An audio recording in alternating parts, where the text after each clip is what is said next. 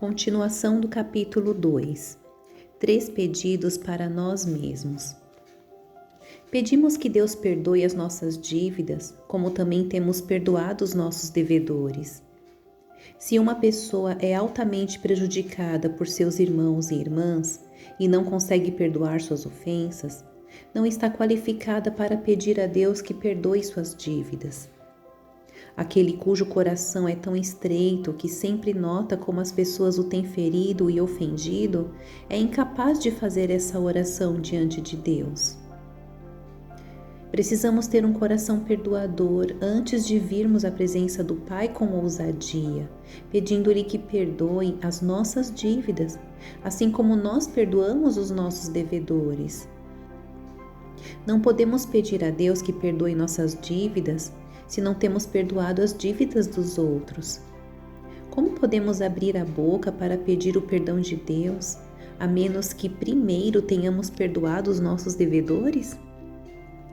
Se estamos insatisfeitos com algumas pessoas por não terem suprido nossas demandas, e se estamos sempre calculando o nosso coração quanto este ou aquele nos tem ofendido, como poderemos fazer essa oração ao Pai? Uma vez que precisamos pedir ao Pai que nos perdoe por aquilo que lhe devemos, não precisaremos da mesma forma perdoar os que estão em dívida conosco? Precisamos primeiro perdoar os nossos devedores e então poderemos orar ao Pai com ousadia. Perdoa as minhas dívidas, assim como tenho perdoado os meus devedores. Aqui podemos notar algo. Além de ensinar-nos a respeito de nossa relação com o Pai, a Bíblia mostra-nos também como deve ser a nossa vivência com os irmãos e irmãs na fé. Engana-se alguém que se considerar reto em seu relacionamento com Deus, embora negligencie seu relacionamento com outros da família da fé. Se hoje entrarmos em discórdia com um irmão ou irmã, instantaneamente perderemos a bênção de Deus. Da mesma forma, incorremos em dívida, embora não em pecado, se hoje falharmos em fazer ou dizer o que devemos a nossos irmãos e irmãs. Não alimentemos a fantasia de que, se não há pecado, está tudo bem. Também não devemos ter dívida alguma. Se não podemos perdoar nem esquecer algum agravo que tenhamos contra nossos irmãos e irmãs, isso nos impedirá de receber o perdão de Deus. Assim como tratamos os outros, assim também Deus nos trata. Seria uma grande decepção imaginarmos que Deus perdoa as nossas dívidas ao passo que continuamos a lembrar-nos de nossos devedores, calculando e reclamando todo o tempo, pois o Senhor explicitamente nos ensina a orar: perdoa-nos as nossas dívidas, assim como nós perdoamos aos nossos devedores. Observe, por favor, as palavras como, perdoado. Sem perdoado, como pode haver como? Se você não perdoa os seus devedores, suas dívidas ainda são lembradas por Deus.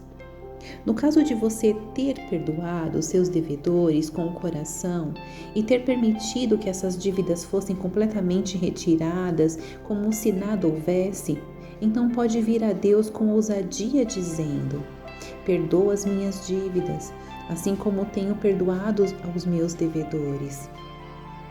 E o resultado é que Deus não pode deixar de perdoar as suas dívidas.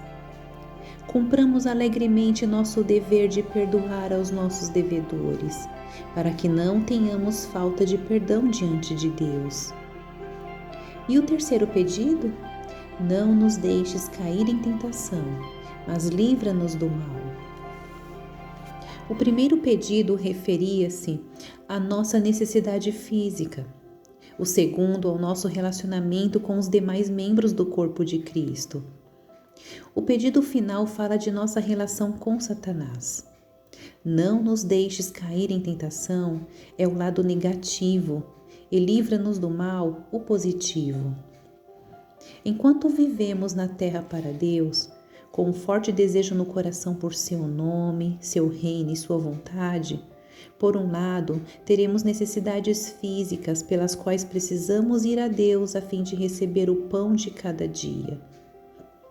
E por outro lado, experimentaremos a necessidade de ter a consciência sempre limpa e sem culpa diante de Deus, pelo que precisamos pedir-lhe que perdoe as nossas dívidas. Contudo, descobrimos outra necessidade, a de termos paz, por amor da qual pedimos a Deus que nos livre das mãos de Satanás. Quanto mais andarmos no caminho do reino dos céus, mais fortes serão nossas tentações. Como podemos enfrentá-las? Precisamos orar a Deus pedindo: não nos deixes cair em tentação. Nunca seja tão autoconfiante que ouse enfrentar qualquer tentação. Uma vez que o Senhor nos tem ensinado a orar assim, devemos pedir que Deus não nos deixe cair em tentação. Não sabemos quando a tentação virá, mas podemos orar antecipadamente que Deus não nos deixe cair nela. Tal oração é por proteção.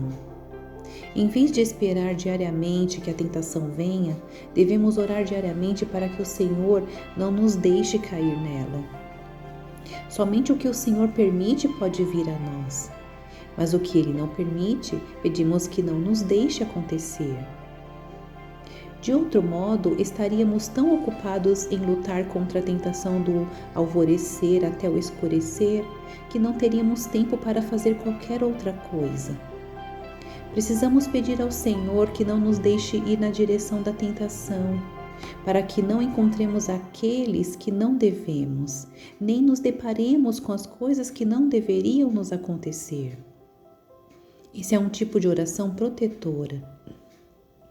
E devemos ir a Deus pedindo-lhe que nos dê o pão cotidiano, resolva nossos problemas de uma consciência limpa e que não nos deixe cair em tentação. Devemos não somente pedir ao Senhor, não nos deixes cair em tentação, mas também livra-nos do mal.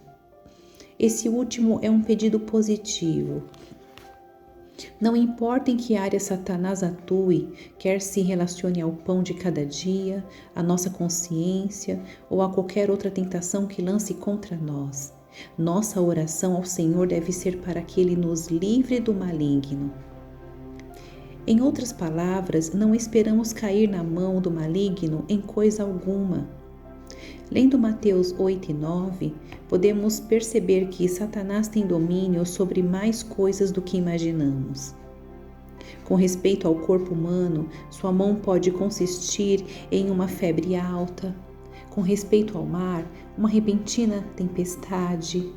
Sua mão pode mostrar-se pela possessão demoníaca, no caso do ser humano, ou do afogamento, no caso de uma manada de porcos. Pode também refletir-se no coração humano, em rejeição ou oposição ao Senhor, sem causa aparente. Em qualquer acontecimento, Satanás está pronto para ferir as pessoas e causar-lhes sofrimento. Devemos, portanto, orar pedindo ao Senhor que nos livre do maligno. Os 3 desejos do nosso coração por Deus formam a oração básica. Nossos 3 pedidos por nós mesmos tornam-se uma oração protetora. A oração pelo pão diário não é somente por comida, nem o pedido por uma consciência sem ofensa somente para termos um bom sentimento. Nem é o pedido para sermos libertados do maligno simplesmente para que não sejamos feridos. O que motiva a nossa oração é podermos viver na terra realizando mais da obra de oração, esperando assim que o nome do Pai seja santificado, que venha o seu reino e que sua vontade seja feita na terra como no céu.